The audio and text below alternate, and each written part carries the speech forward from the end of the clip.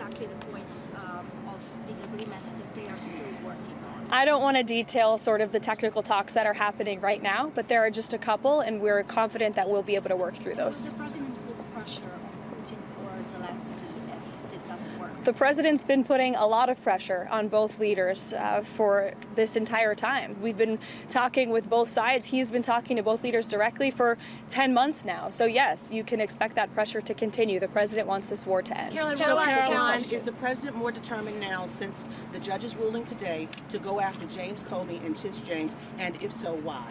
I wouldn't say he's going after them. I think the president is more determined than ever to see accountability in this country, yes, and to correct the wrongs of the weaponization of our justice system that we saw under the previous administration and Joe Biden.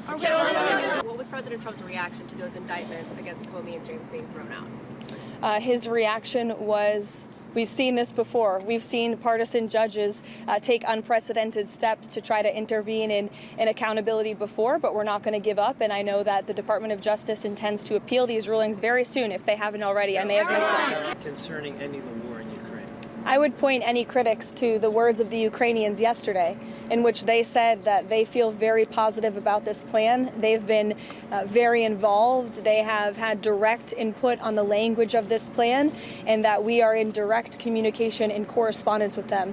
Any idea, let me just finish with this, the idea that the United States of America is not engaging with both sides equally in this war to bring it to an end is a complete and total fallacy. And I saw a lot of misinformation and rumors and allegations against people in this building, such as Secretary Rubio and Special Envoy Wynkoff and the president himself, that they are favoring one side over the other. That could not be further from the truth. I have watched as the president and his team have worked around the clock overnight with both sides on endless phone calls, endless meetings to try to bring this war to a close. And any suggestion otherwise is a complete misunderstanding of the facts. It's coming from people who have no idea what they're talking about, or people who are pushing their own agenda, or maybe people who don't want to see this war come to an end. I don't know. Maybe they're profiting off of it. Maybe they benefit from it in some way, but nobody in this building benefits from war. We want to see this war come to an end, and that's what the president and his team are proudly working to do.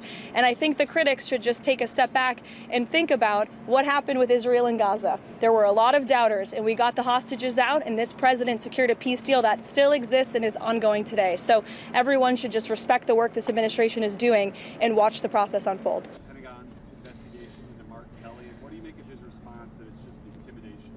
The White House is supportive of the Department of War's investigation into Senator Mark Kelly, and I think what Senator Mark Kelly was actually trying to do was intimidate the 1.3 million active duty service members who are currently serving in our United States Armed Forces with that video that he and his Democrat colleagues put out. Senator Mark Kelly well knows the rules of the military and the respect that one must have for the chain of command, and that all lawful orders are presumed to be legal by our service members. You can't have a functioning military if there is disorder and chaos within the ranks, and that's what these Democrat members were encouraging. It's very clear, and not a single one of them, since they've been pressed by the media, and I'll give you guys credit for that, can point to a single illegal order that this administration has given down, because it does not exist. They knew what they were doing in this video, and Senator Mark Kelly and all of them should be held accountable for that. No, because Lindsey Callaghan was legally appointed, and that's the administration's position. I know there was a judge who is clearly trying to shield Letitia James and James Comey from receiving accountability, and that's why they took this unprecedented action to throw away the indictments against these two individuals. But the Department of Justice will be appealing very soon, and it is our position that Lindsey Callaghan is extremely qualified for this position, but more importantly, was legally appointed to it.